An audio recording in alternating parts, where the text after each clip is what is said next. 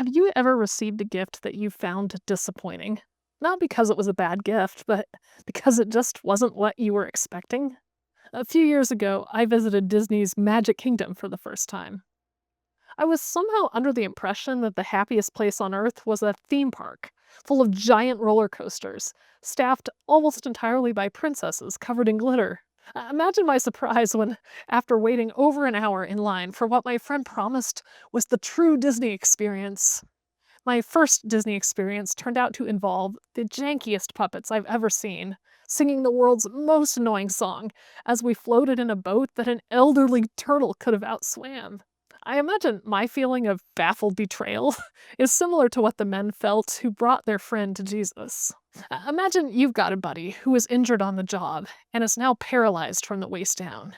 He can't do his old job anymore, or enjoy any of his old hobbies, or even get himself out of bed. You've watched the will to live slowly drain out of him, and then you hear rumors about a miracle worker who cures impossible cases. So you gather some friends, make a litter, and carry your buddy for miles. When you finally arrive at the place with your hands blistered and bleeding, the crowds are so large, you can't even get into the door of the building. But this is your buddy's one shot, so you can't give up. You sneak around the back of the house, and you have your friends hoist you up onto the roof. Then you start ripping the tiles off the mud roof with your bare, blistered hands. At a certain point, everyone inside starts noticing when dirt clods are falling on their heads. The homeowner starts yelling up at you and cursing, but you just dig faster and harder. When the hole is finally large enough, two of your friends lift your paralyzed friend up, and two of you drag him inch by inch onto the roof. Then you lay him back on the litter, tie ropes to the corner, and lower him right onto the heads of those at the front of the room.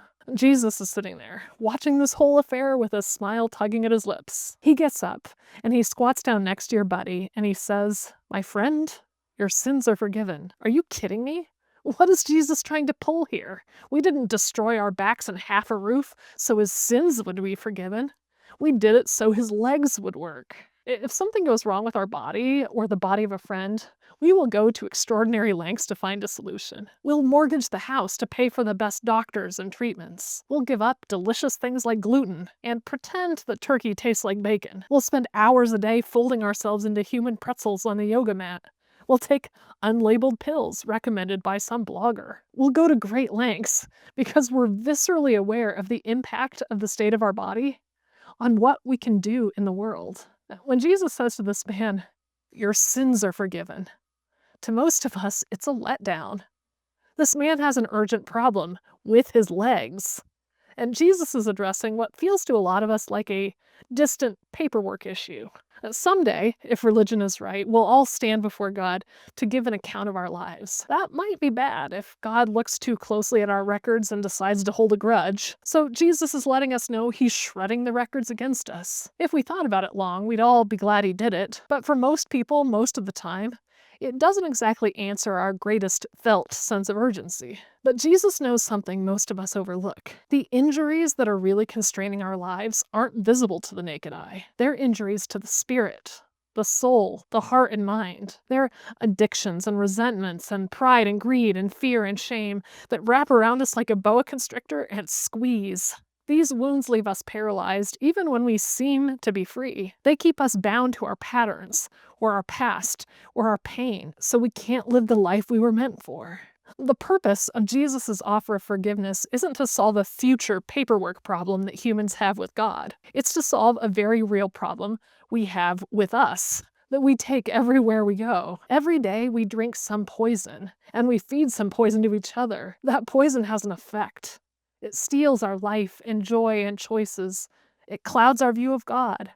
It weighs down our limbs and paralyzes our legs so we can't walk in freedom. When Jesus says, "You're forgiven," something really starts changing.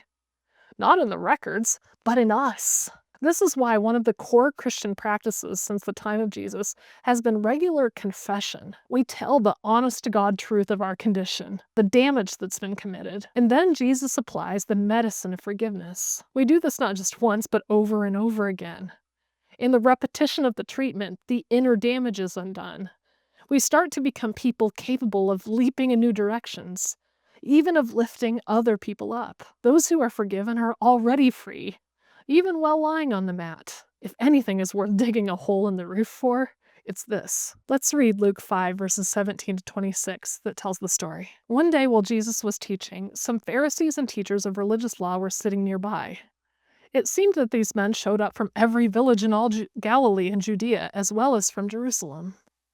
And the Lord's healing power was strong with Jesus. Some men came carrying a paralyzed man on a sleeping mat.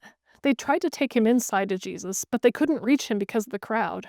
So they went up on the roof and they took off some tiles. Then they lowered the sick man on his mat right into the crowd, right in front of Jesus. Seeing their faith, Jesus said to the man, "Young man, your sins are forgiven." But the Pharisees and teachers of the law said to themselves, "Who does he think he is? That's blasphemy. Only God can forgive sins." Jesus knew what they were thinking, so he asked them, "Why do you question this in your hearts? Is it easier to say, 'Your sins are forgiven,' or 'Stand up and walk'? So I will prove to you that the Son of Man has authority on earth to forgive sins." Then Jesus turned to the paralyzed man and said, "Stand up, pick up your mat, and go home." And immediately, as everyone watched, the man jumped up, picked up his mat, and went home praising God. Everyone was gripped with great wonder and awe, and they praised God, exclaiming, "We have seen amazing things today." I'm Meghan Good, and this is Reading Jesus.